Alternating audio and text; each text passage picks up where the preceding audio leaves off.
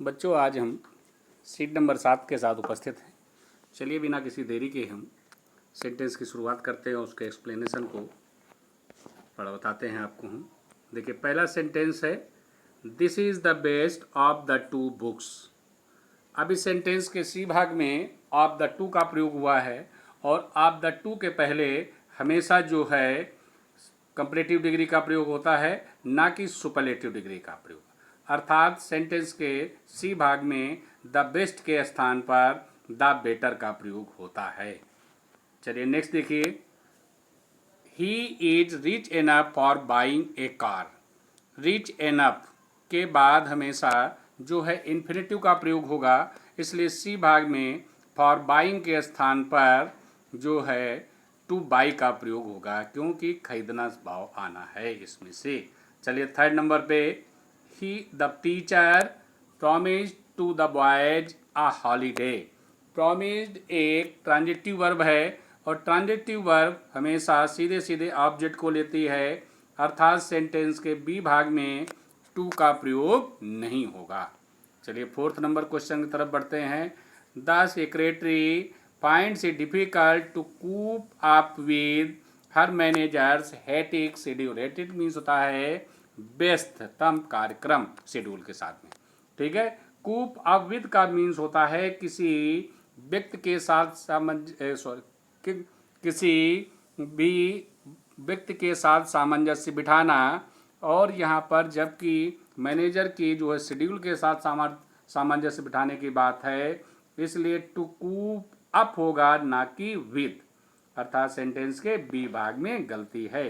Sentence 5 number में है of the two films in which he started I think the first is the best. अब जब किसी दो चीज़ों में किसी एक चीज़ को बताना होता है, दो में से एक को, तो द फर्स्ट का प्रयोग ना करके द फार्मर का प्रयोग होता है, अर्थात यहाँ पर फर्स्ट के स्थान पर फार्मर शब्द का प्रयोग होगा। चलिए 6 नंबर तरफ बढ़ते हैं। Japan now has the male heir to the throne. Mean Japan का जो है आजकल उत्तराधिकारी एक व्यक्ति है, तो इसलिए यहाँ पर मेल एज एडजेक्टिव प्रयोग किया गया है उत्तराधिकारी के पहले, तो वो आर्टिकल ए लेता है एडजेक्टिव की स्थिति में, इसलिए यहाँ पर सेंटेंस के बी भाग में गलती है, अर्थात द के स्थान पर ए का प्रयोग। Rita is smarter than anybody in her class. अब देखिए, स्मार्टर देन एनीबडी एल्स होगा या एनी अदर होगा, या फिर या फिर एवरीबडी का प्रयोग होगा, अर्थात सेंटेंस में बी में एनीबडी के साथ में एनीबडी एल्स का प्रयोग होने पर सेंटेंस सही होगा। नेक्स्ट है he repented for his laziness after getting the result. मतलब उसको पछतावा हुआ जब उसका रिजल्ट आया, तो उसने अपने जो सुस्तता पर है, सुस्त रही थी, उदासीनता पर पछतावा हुआ, अर्थात सेंटेंस 8 नंबर में नो एरर है, कोई गलती नहीं है। 9 नंबर में it is high time you repair the air conditioner. अब देखिए, it is high time, it is about time, it is right time के बाद आने वाला सेंटेंस हमेशा पास्ट इंडेफिनिट में लिखा जाता है और वो चाहिए का सेंस होता है, अर्थात बी भाग में यू रिपेयर्ड होगा। अब चलिए 10 नंबर क्वेश्चन की तरफ बढ़ते हैं। I will not return the bike to my friend if he ask for it. ये सेंटेंस बच्चों कंडीशन सेंटेंस रिलेटेड है कि इफ क्लास प्रेजेंट इंडेफिनिट में है तो मेन क्लास फ्यूचर टेंस में होगी जो पहले लिखी गई है, अर्थात पहला वाला फ्यूचर इंडेफिनिट में, दूसरा वाला प्रेजेंट इंडेफिनिट में। इस स्थिति में सेंटेंस नो एरर है। अब 11 नंबर में she is working here since 1983। अब देखिए, यहाँ पर प्रेजेंट कंटिन्यूअस बनाया गया है, जबकि सिंस प्लस टाइम का प्रयोग सी भाग में दिया गया है, अर्थात सेंटेंस प्रेजेंट परफेक्ट कंटिन्यूअस में बनेगा। तो इस तरीके से बी भाग में इज वर्किंग के स्थान पर हैज बीन वर्किंग का प्रयोग होगा। अब 3 नंबर पे आते हैं। Madhuri Dixit is having a large fan following, ठीक है ना। अब यहाँ पर माधुरी दीक्षित के बहुत सारे जो है फैन फॉलोइंग है, तो परमानेंट होते हैं, हैविंग नहीं होता है, ठीक है। तो यहाँ पर माधुरी दीक्षित हैविंग के स्थान पर सिर्फ हैज का प्रयोग होगा तब सेंटेंस सही हो जाएगा। नेक्स्ट 13 नंबर पे, I remember meet him 5 years एगो। अब देखिए यहाँ पर 5 years एगो है, अर्थात कार्य पूरा हो चुका है। तो रिमेंबर के बाद जो है परफेक्ट पार्टिसिपल का प्रयोग, अर्थात यहाँ पर मीट हिम में जो है हैविंग मेट का प्रयोग होगा तब सेंटेंस मीट हिम के स्थान पर हैविंग मेट हिम का प्रयोग होने पर सेंटेंस सही होगा।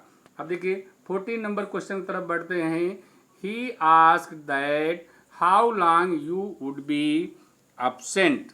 यहाँ पर दैट और हाउ लॉन्ग दोनों एक साथ का प्रयोग किया गया है, अर्थात दोनों में सिर्फ एक चीज का प्रयोग होना चाहिए, तो इसलिए बी भाग में गलती है। 15 नंबर पे, ही एट नथिंग सिंस यस्टरडे। अब देखिए सिंस प्लस टाइम का प्रयोग है और पास्ट टेंस में सेंटेंस लिखा गया है, तो ही हैड ईटेन होगा ए भाग में। He had eaten nothing since yesterday. चलिए बच्चों नेक्स्ट क्वेश्चन की तरफ बढ़ते हैं हम। नेक्स्ट क्वेश्चन नंबर 16 जो है हमारा ये आ रहा है। अब देखिए क्या लिखा हुआ है। The manager put forward A number of criterions for the post. जैसा कि सभी बच्चे जानते हैं, द नंबर ऑफ के बाद आने वाला नाउन हमेशा प्लूरल में लिखा जाता है और क्राइटेरियन सब जो है क्या होता है, ये सिंगुलर होता है, जबकि क्राइटेरिया शब्द प्लूरल होता है, इसलिए CRITERIA होगा क्राइटेरिया बी भाग में। चलिए अब 17 नंबर पे, द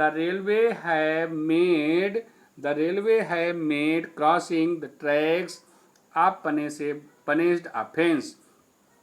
तो यहाँ पर कहते हैं ना पनिश्ड ऑफेंस नहीं होगा, आप पनिशेबल ऑफेंस होगा, मीन्स जो है दंड देने योग्य। ठीक है, आगे देखिए 3 नंबर पे है, a member shall be required to pay interest at such rate as fixed by committee. ठीक है, अब देखिए यहाँ पर कि a member shall be required to pay interest at such rate as is fixed. तो यहाँ पर एज इज फिक्स्ड के बदले as fixed by the committee होगा, अर्थात सेंटेंस के सी भाग में गलती है। तो इस तरीके से बच्चों चलिए नेक्स्ट नंबर पे है, द सिटीजन्स कैन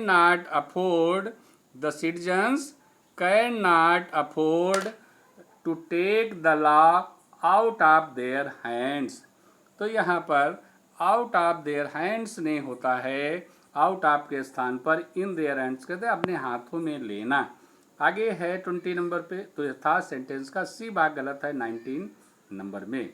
आगे 20 नंबर पे, the relative of Dicky's threatened to avenge his death.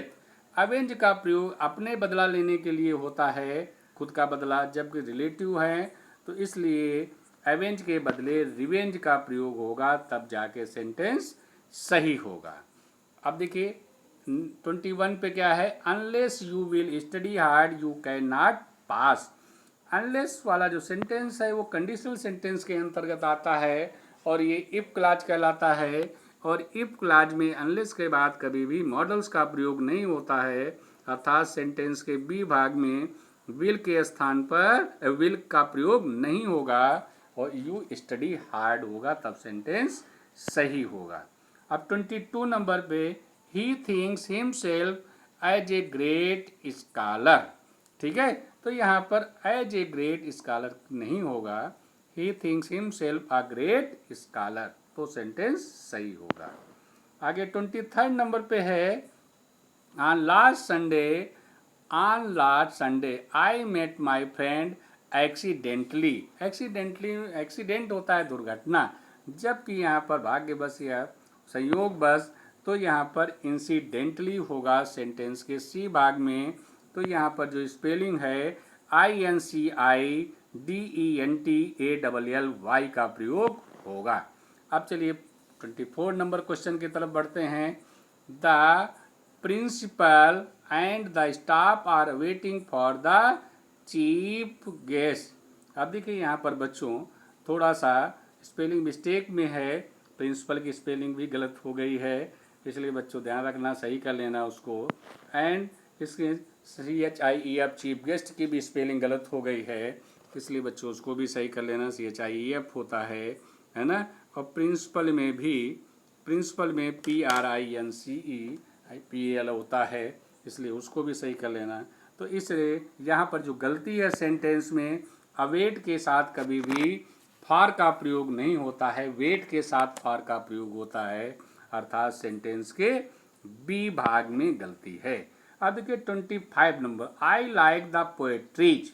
अब पोएट्रीज शब्द नहीं होता है तो सभी तैयारी करने वाले बच्चे जानते हैं, तो यहाँ पर पोएट्रीज के स्थान पर पोएट्री शब्द का प्रयोग होगा। आप बॉरेन एंड सेलिंग। आगे देखिए 26 नंबर पे है, his assistant have and are still doing excellent work for the organisation. अब देखिए ये कंपाउंड सेंटेंस है, कंपाउंड सेंटेंस में अगर हेल्पिंग वर्ब अलग अलग हैं तो दोनों के लिए मेन वर्ब अलग अलग होनी चाहिए। अब देखिए ए भाग में हैव है और बी भाग में आर है, तो आर के साथ तो डूइंग लगा है, लेकिन हैव के साथ कोई चीज़, कोई वर्ब नहीं है, अर्थात सेंटेंस के ए भाग में हैव डन का प्रयोग होने पर सेंटेंस सही होगा। अब चलिए सेंटेंस के 27 नंबर क्वेश्चन की तरफ बढ़ते हैं। They were having a birthday party at home next week. अब देखिए यहाँ पर नेक्स्ट वीक की बात की जा रही है और ए भाग में पास्ट की बात की जा रही है, तो दोनों कंट्राडिक्टरी हैं और बर्थडे आगे पार्टी रख रहे हैं, तो वर हैविंग के स्थान पर विल बी हैविंग का प्रयोग होगा, तब सेंटेंस सही होगा, अर्थात सेंटेंस का ए भाग गलत है। नेक्स्ट है 28 नंबर जो लास्ट क्वेश्चन है, the first task is provided sufficient और एबर, ठीक है, land to the disposed farmers. अब देखिए first is provided, provided means की जाती है, तो यहाँ पर करना है, पर्याप्त मात्रा में उसको जो है किसानों को दी जानी ज़मीन। इज टू प्रोवाइड शब्द होगा तब ये जाके सेंटेंस अपने आप में पूरी तरीके से सही होगा। ठीक है बच्चों, इस तरीके से ये सारे क्वेश्चंस हमने आज आपको एक्सप्लेन किए, निश्चित रूप से आपको समझ में आए होंगे। जय हिंद, जय